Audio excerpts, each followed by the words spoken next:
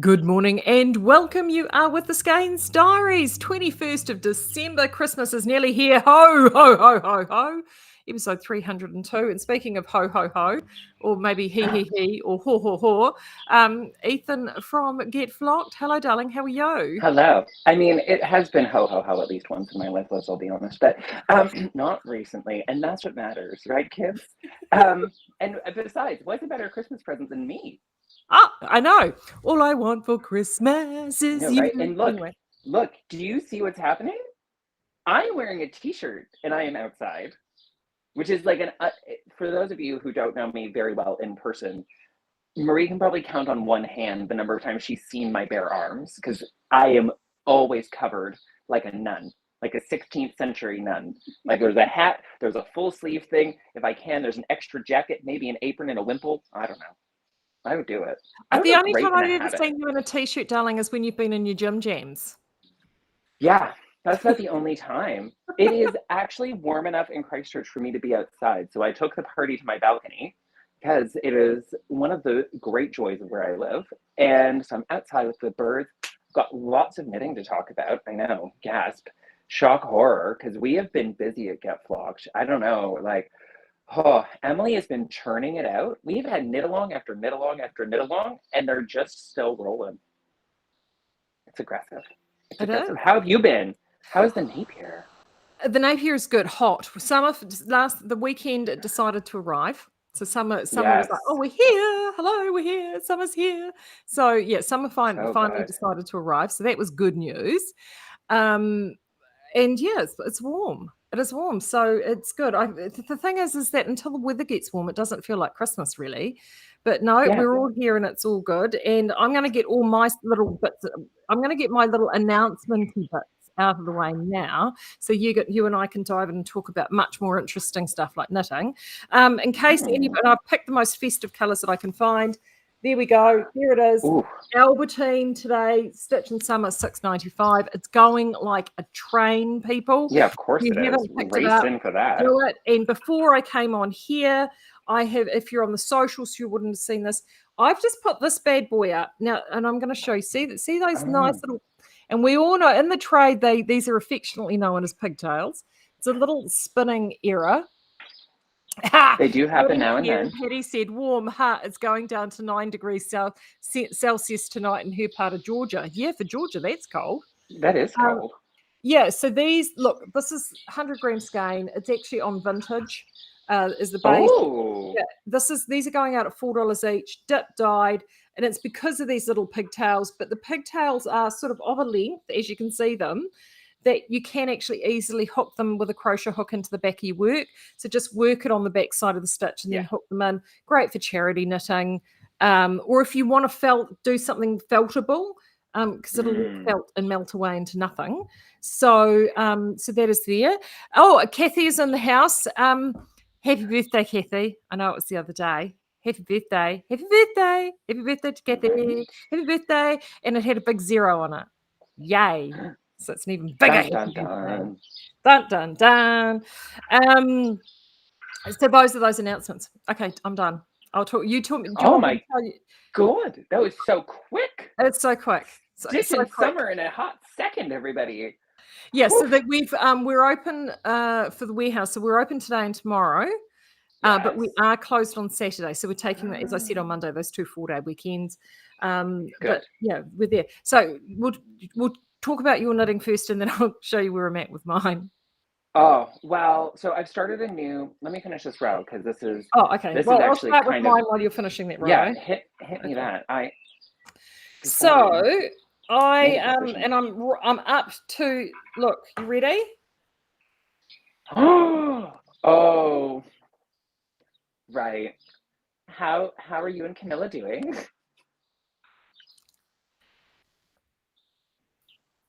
I'm only doing this once. No, really? Yeah. I can't imagine why. Yeah. Now, I love the effect, and the design is beautiful. The pattern writing is shite. Yes. So I believe that Marie is now experiencing what I would refer to everyone as Schippenhagen syndrome. So Copenhagen is, of course, the super fun Danish way of saying Copenhagen. And I think we can agree there's been the rise of the Danes, right? They've had their second wind. The last time was when they conquered Greenland, and they're back again with knitting. Yeah. Sorry, Denmark. It's a historical reality. Everyone, don't come for me. Anyway, so the Danes are back in knitting in a big way. Now, the thing about Danish people, and we've done the Denmark, we know. Here's a really good example of Danish people and how they operate. If you go to take a ferry in Denmark, there are 3 ways that you can get on the ferry: on foot, with a vehicle, or with a bicycle.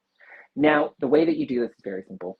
You pre-book, because you can't buy a ticket on the day. That would be crazy. And then if you go to get on the ferry, right, and you have your bicycle, you have to go all the way to the pedestrian desk. You get your bicycle ticket and your ticket. Then you go back down to where they're loading the cars. You wait till all the cars are on. Then you take your bicycle with its ticket and you put it on into the bike rack. And then you exit the boat and you go back up and you take your pedestrian ticket and enter as a pedestrian. Right? That explains this pattern perfectly. What I love about Danish people is they've been using this system for so long that everyone in Denmark knows this. So they're just like, oh, I'm getting on a ferry with my bicycle. I will go get my 2 tickets, move my bicycle at the time, and then get myself on the boat. Too easy. However, if you're not Danish, I think that this might be a little obtuse. I think you might assume that you would just take your bicycle on with the cars, right? And then you would just go up onto a deck through the boat. By the way, there is a door from the car deck to where you sit. And so Danish people, when they write knitting patterns, assume that you know how they're writing the pattern. And so everyone, we have found the flaw in Danish pattern writing, which is that they're Danish. And yeah. My number one gripe, as I've said to everyone over this last month, my number one gripe was the one thing I literally phoned you for. And I went through many steps before I actually was like, I'm going to have to phone him. I can't believe I'm having to phone him about this. And as we discovered, and I think I text you at something like 5 a.m. in the morning, and I realized what it just literally came to me, and I text Ethan straight away. I was like, oh my gosh, I now know what they've gone and done. It is called the simple issue of a glossary is there to give you a glossary of all abbreviations and terms in a pattern. It does not help when one misses out one of the most important definitions in the pattern and just doesn't put it in there. And so once I figured out what it actually meant, and it's so funny because I was so annoyed by it that I have been asking everyone I know, if I told you this and I've even written it down, what does that mean to you? They all said the same thing. It all meant to them what it meant to me, which of course we now know is not the case. So I thought it meant to knit, purl 2 together to the back of the loop. No. It meant purl that next 2 consecutive stitches to the back of the loop. And that's where a glossary would have solved all of this. Yeah. So, yes, Denmark. At least she didn't have the cast on like your grandmother instruction. I'm glad they've stopped with that one, because that I have to tell everyone that was the first time I saw that. So that's in the original Petite Knits, her very first pattern, which I think is Anchor's Jumper, which is a child's pattern. It literally opened up with the line, cast on 42 stitches like your grandmother would. And I just remember the first time someone brought that pattern in, and I looked at it and I was like, okay, so I'll just cast on like my grandmother would, as I broke out the yarn to start doing a 1x1 tubular provisional cast on. I was like, okay, well, that's how she always cast on. Years later, I found out that she meant to do a long tail cast on. Just like, I know. So but anyway, I'm happy. Like I'm so I'm at literally the next row. Well, but you're through that now, right? Yeah, is dividing. Yeah, so as you can see, there's more real estate here because of all those short rows. Yeah. But it looks good. You can't see. Yeah, it's beautiful. It is a beautiful effect. Oh, the effect! Look, the effect is stunning. The design is stunning. Once I know, but it's to be fair, she does say in the pattern slow crafting. And look, if I was to knit another one, because I know what I'm doing now, it would be fine. And I have to say, the second sheath of wheat was a hell of a lot faster than the first, because I mean, by Yeah, that stage I was cooking with gas, so I knew what I was doing. But yeah, you that, poor yes, thing. there's a little passage there where the two wheats overlap, and there's Mm. about 6 rows of pure hell. They are Yeah, basically Satan's children, and they're out there to torture you. yeah, I agree. Now, could we say this is in complete contrast to the cardigan pattern that you received from me recently, I know. which, just for the record, leaves literally no room for interpretation? Zero, zero Yeah, room for interpretation. I had to literally fell a tree to print it out, but yeah. yeah. It's a lot of pages. I especially enjoy the moments where you find all the spots that I put in for you to write your stitch counts in. It's not a suggestion, everyone. I just want to be clear. When I say count your rows, I mean count your rows. Um, yeah. So the good news is I have new patterns coming out. So if you are a fan of knit flat, simple basics, which I think we can say have disappeared from the face of the earth. Yeah. I don't know where they went. If you pick up any Fontana book previous to today, they are full of them. So I just finished my High Street pullover. It's available on Ravelry now. But I started the High Street cardigan. So I'm doing this. It's the same back, luckily. So I'm using my same back as the other one. And this is in Puppy Love from Hedgehog Fiber. I'm trying a new base, right? I'm trying a new base from them. It's called Oh So Fine. This is a big step for an indie dyeing company. This is a non-superwash custom spun base. And that's a really unusual thing. Marie and I can tell you that one of the big things that we've struggled with as knitters, not as people who own yarn shops, but as knitters, is we, as you might have noticed, tend to knit quite a selection of things. We pick and choose, heavily modify, and do all of that. But one of the big problems is neither of us work with superwash yarn very often. We're both primarily woolly yarn people. I think that's reflected in a lot of the stuff we make. So I'm really thrilled that they figured out a base that works for them, that preserves the hedgehog speckling and aesthetic, but doesn't compromise on the fiber content. Well, do you So think I'm a lot of that has super come excited. a lot of that has come around because of the demand of all the in the round yoked colour work, which Yeah, requires steeking, and of course superwash is a pain in the absolute butt to steek. absolutely. And I do really think that small mills, so Garthenor Gold and uh, Harrisville? Garthenor, yeah, in Harrisville, thank you.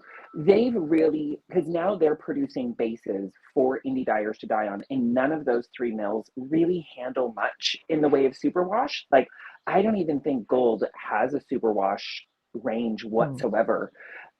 Gold is a very small mill that's also a hand dyer, and they only do natural dyes, and they are, cue the laugh track, Danish. And they primarily spin lace weight yarns out of regionally sourced wools. And so there's a lot of thin wool, a lot of, yeah, so they make like Helix and Felix and Corey Worsted for Le Bien-Aimé. And you can definitely see, and I think we can all agree that LBA, Amy, is the queen of marketing. She is a genius at it. I completely am in awe of what she does. But she does have a very specific way that she wants to knit and do things. And having such a big, impactful indie dyer say, no, actually, we want more non superwash. We want a bigger range of non superwash. Well, it only helps people like us because, honeys, we've already got your non superwash. Just come visit. We've got all the yarn you want. But I'm really excited to make a second one of these in a solid color. And I don't know if I'll do it out of my yarn or your yarn yet, but we'll get there. We'll get there. I'll go through the list. I'll figure it out. But yes, so this is underway. It's going to be a V-neck cardigan. If you're interested in test knitting, you can get in touch with me at getflockedknitting@gmail.com. There's a mouthful for you. Who made that email address? And I would be happy to add you to the test knitting queue. The other thing that I have on the go, because apparently I am a glutton for punishment. Now, the last time that I knit this, it took me about 2 weeks, and I loved every second of it. So this is You Rock by Suzanne Summers. So this is my second one. We're running a You Rock knit along. It's a top down, obviously, brioche and garter stitch faded shawl. It's really cute. My other one is really bright and loud. And this one I'm doing really soft and muted. And I'm using Catrine Yarn Floozies Savant, which is a 50% silk, 50% merino base. And for those of you who aren't familiar with Catrine's yarn, she just has this very subtle dyeing style where she does very tonal speckles and a wash over the whole yarn. So the skeins just come out really consistent, really beautiful, and it's super easy to blend them together and use them. And so I am super, super thrilled with this. I love how it's come out. It's great. The second time around is going just as fast, which is surprising. But I do think that I have some lasting trauma from knitting What the Fade. Okay, that was a mistake. I think we can all agree that I did not look at that pattern very closely.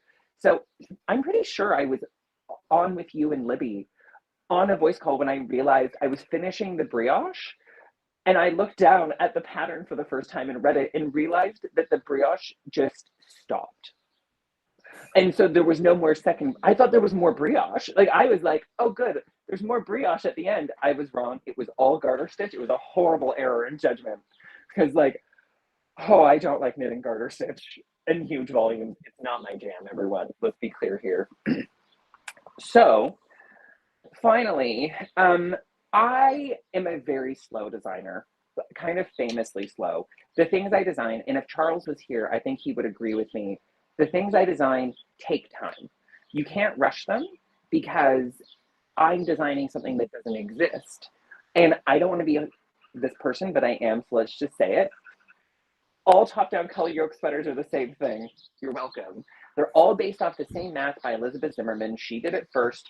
If you don't like what I'm saying, please note she also developed the pie shawl, and pretty much every other thing that you use in knitting either came from her and Bud and maybe Nancy Marchand. That's about it. Because there are, oh, and as always, the queen, the ruler of all things, the Noragon. Yeah. But like basically those four women run my life. And you know, and if you add Barbara G. Walker in there you go. That's it. They're all you need, everyone. Just go buy Anne Bud's Book of Sweaters and just move on with your life. There's a Jared Flood pattern in there. So I have started a little swatch, which is going to be a shawl because I have a new theory that I shouldn't swatch. I should just make shawls because I knit flat anyway, and I might as well release some beautiful ones there. Oh, that's cute. So this, thank you. So I developed some new Peary motifs, which is hard to do because those Scottish people have been knitting for so long, everyone. It's very hard to come up with new ideas and color work. So this is my Fences shawl. And if you know me well, I'm a big poetry nerd. I love poetry. And one of my favorite poems of all time is by an American poet named Robert Frost. You've probably heard of him. And it's called Fences. Go look it up. And I think you'll really enjoy it. Make sure to read all the way to the end. It's very long. But this was inspired by his poem and a fence that I walk by every day. So I took a picture of a fence, and then I've been looking at it and looking at it and looking at it. And what I've done is each of these bigger motifs is taken from a medallion on the fence. So this guy here and this guy here. And then these little motifs are actually where all of the welding points on the fence posts were. So I've put the little dots in. These two little dots represent the welding points above it. And then there was this little portion where they had attached something, and then the little crosses were physically on the fence. And sometimes I think that designers often talk about things in very abstracted terms from where we actually get our ideas from. And many years ago, Brooklyn Tweed launched the greatest knitwear collection of all time, 2015 Deep Winter. Come at me. And that's the first time that Noragon came. And what they did is they went to MoMA and the Guggenheim, and they looked through the contemporary artwork sections of both of those museums. And then they took inspiration from those museums' curated collections to make a curated collection of knitwear. And you know what? I think that is fucking brilliant. Let's be clear here. So what I'm doing is I'm making a permanently curated collection of knitting patterns that are inspired by the place that I live. So all of my patterns are going to be named after different places here in Christchurch. The Fences cart, shawl, and pullover are both named after a specific fence that I go by every day. And apart from that, I name my patterns with the streets that they correspond to. So my shop is on High Street. The pattern's called High Street. The strip is what our old CBD used to be called, town where you used to go and party. And so I have the strip cowl. Now it's called the terrace, and next year I'll have the terrace cardigan. So it's a whole thematic idea and playing around. It's the opposite, but related to what other designers do. So, you know, our dear love, Stephen, enjoys to find a stitch pattern and explore all possible opportunities with it. Also known as flog that dead horse till it won't get up again. Yikes. Looking at you, foxtails. The series of brioche patterns that he did with one repetitive motif. Please go look at it and then gasp in horror. And so I'm just choosing a different direction of how to do this. And I have to say, I am very inspired by our Libby and how she's made these wearable, beautiful things. And, you know, and also I think it's probably fair to say that I share a lot of common design DNA with the one, the only Julie Hoover. Because I love Julie Hoover. She's a genius in a really subtle and interesting way. Because, like, I think Marie and I have talked about this at length, but, like, if you were to describe a Julie Hoover pattern on paper, every single pattern is the same. It is 4 pieces of stockinette with seams. End of list. And every single pattern is completely different once you knit it and seam it together. And that particular form of genius is what interests me in knitting. Well, what she does is she does a lot of really good work with silhouette and shape, and she's also very, very good at the negative space as well. So, yes, you know, and that does absolutely. It's quite deceptive how good those actually are. Yeah, really, really good. And I mean, I don't know how you feel, but I must admit, I still struggle with the fact that, you know, 2 of our best knitwear designers, Michelle Wang and Veronique Avery, are no longer designing knitwear. And we've lost a lot of other really talented people along the way.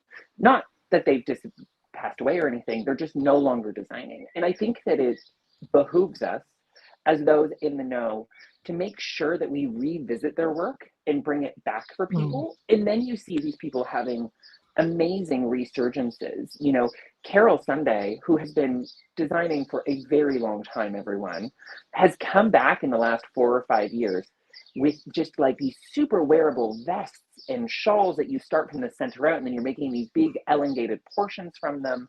You know, Susan Crawford is another great example of someone who kind of, she takes breaks and works on her stuff and builds her yarn lines and works on her shop, and then she comes back with these big oeuvres of design. Yeah, and you know, Charles too. Charles has been putting out some Gansey, great shawl patterns, shawl and cowl patterns just over the last 2 or 3 years, and they're just really wearable and fun. And you know, and I think that's the thing now. But people are wanting projects to wear and enjoy knitting and gifted all of those good things. So I think wearability is really, really important. And I think that I knit a lot of stockinette. I probably knit more stockinette than anyone we know. And I'm never bored by it. I do it on tiny needles with very thin yarn. But you know what? It is the most wearable fabric. I love it. Yeah. And most of the stuff I make, you would assume I bought it at a shop these days. I've gotten fairly neurotic about it. So and we didn't think it could get worse. No, so Christmas. So what's the what's the moving and shaking at Get Flocked over Christmas if anyone's down in Christchurch? If you're down in Christchurch and you're excited to come see us between December 25th and Wednesday, January 3rd, you can't. We closed. So we are there up until the 24th. I will be there by myself, both the 23rd and the 24th, which is a questionable decision. We've all heard how I talk to customers. Yikes. So if you need to get your last minute gift buying in, do it tomorrow. Emily's there. No, please come in and see us. We would love to see you if you're visiting town. It's always exciting when we've got visitors in. But we are closing from the 26th. So we are closed the 25th, 26th, 27th, 28th, 29th, 30th, 31st, 1st, and 2nd. Because I found out yesterday that the day after New Year's Day is an actual statutory holiday. I thought all of you were screwing with me for the last 5 years. I'm not kidding. That is not a normal statutory holiday in the rest of the world, everyone. You get New Year's Day, and that's it. And why did we call it the day after New Year's Day? I have questions. I have And, questions. and we had the gall to call the Danes crazy. Yeah, and I was just like, that's a real thing. So we reopen on Wednesday, January 3rd. Our regular pizza night kicks off that evening as well. We had our Christmas party for our Wednesday night knitters last night. It was super, super fun. Went to our local Duck's Dine, which is a lot like the Spates Ale House, and hung out there. Not saying I followed your example, but I just followed your example and booked a big table and hung out and ordered too many drinks, and that was that. But yes, so we are shut over Christmas. We're taking a break. It's been a very big year for Get Flocked. I am actually kind of looking back. I don't know how we got here. Like sometimes I look at you and I'm like, oh God, how did we get It's through been a this? crazy Like, look. It's been a crazy year because so many things. It has been a really crazy year actually because so many yeah, things happened and everything turned on its head, as you know, for me here with Cyclone Gabrielle. So Gabby turned up on yeah. Valentine's Day, the bitch, and just really wreaked wrath and destruction.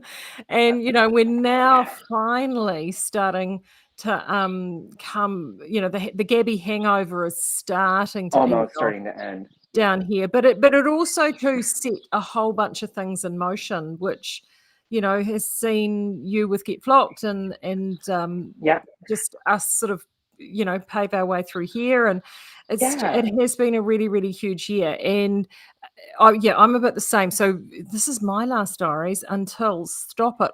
Hold the phone call at 8th of February. I know.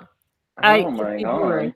and it's because, I am doing my first as many of you know, I used to sort of head off and went, "Oh god, I've got this," speaking of buzz off, I've got a fly in here.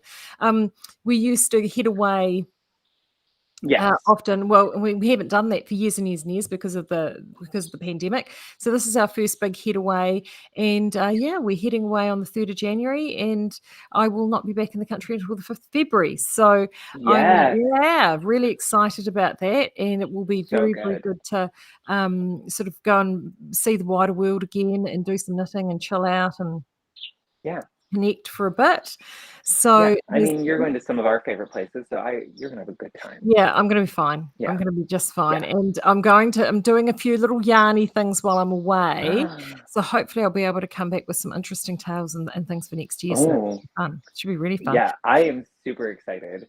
I Yeah. mean, I think the big lesson that I've taken away from this year is definitely invest in the people around you, everyone. I think that we lose sight of that. It's so important. I'm super grateful for you every day. And honestly, for the whole team at Design Fund, Peter and Brendan and Ian and everyone has just been awesome. Just awesome. And here too in Christchurch, my local mill, Wild Earth, who I work really closely with, Mhm. we're just super lucky with the people that we get to work with all the time. Yeah. And I think it's so easy, everybody. I just want you to remember it is so easy to lose sight of that and look at all these other things. But I promise that instead of zooming out, if you zoom in, Yeah. and you zoom in and you look right around you, Mr. Rogers, who I don't think is a big thing in New Zealand, No. Mr. Rogers is a big thing in North America. I grew up with Mr. Rogers, and I think I'm turning into him, which is terrifying. Like I'm always in a cardigan. Mr. Rogers, if you don't know him, you should go look him up. He is the single source of goodness that is completely unsullied in this world. And he always says, if you look around, you'll always see the people helping, and especially in times of difficulty. And he's so right. So Mm. my advice to all of you for the next year is zoom in, Yeah. look Tune right out around you. just tune out the noise. Yeah. Oh God, Tune I out the noise. basically deleted Instagram. You have. Yeah, I don't have it on my phone. Stop it. Oh, you said you were doing a digital diet. I mean, I didn't know you were doing a digital gastro bypass. Yeah, so I had a week without it on my phone, and it felt like waking up. Oh, good. And then I'll be honest with all of you, I've gone full nutter butter about it. I only look at screens if I'm wearing blue light blockers now. These are blue light blockers. That's why they're blue. Surprise. Um, Breaking news. I color coordinated them. She's like, oh God, he's going to do it to all of the glasses with blue lights are going to be blue. Yes. they will. My phone turns red at night now. So after 9 p.m., no more screen time. Everything turns bright red. So there's no blue light in our house. Only 40-watt bulbs, and they're all dimmable. And yeah, so I live a quiet, dim, soft light. And look at how much stuff I'm getting done. Yeah. Oh, look, it is. I totally get it, and I Yeah. know for me, because I know some people, I get a bit grumpy with me because I do glance in and glance out, but I'm not as active within our social spaces, and a lot of that is just because it it's difficult because you've got so many other things to do, and Mm, that was the one gift Gabrielle did give us, is because of course we were completely disconnected, no power, no phone, no yeah. nothing, no internet, no nada. Nada, nada, nada. Yeah. We had a gas barbecue that we were boiling and our gas hob, and playing cards, and we just completely disconnected, and I got a lot of knitting done, for a week, just shy of a week. Yeah. So that actually was a bit of a digital detox, and it is not Yeah. a bad thing at all It to had do. me a little freaked out at first. I'll admit, the first couple of days I was a little anxious and like, oh Mm, God, what's going on there? And then, no, I've been going to concerts more. yeah. I've been getting out with the boys and, getting on the piss a little bit and having a time. We're young. Yeah. Why not, right? Yeah, Yeah. exactly. So Actually, have you ever seen it's probably one of the greatest Australian movies of all time, called The Castle? yeah, yes, The I am serenity. obsessed. You The found syringe. your own Bonnie Doon. I did, yeah. Well, Straight to on the that note, I core. hope everybody finds a little bit of serenity over the summer break. And Yeah. remember, there's heaps of Get Flocked videos and heaps of Skeinz videos Yes. that you can watch to keep yourselves occupied. But other than that, just sit back, chill out. As I said on my video that I had to do for the other job, my other life, the side gig, the other day, get some sand between your toes, some sun on your face, and some love in your heart. That's all you need this Christmas. Exactly. All right. Okay. Bye, Thanks. Take everybody. care, everybody. Bye.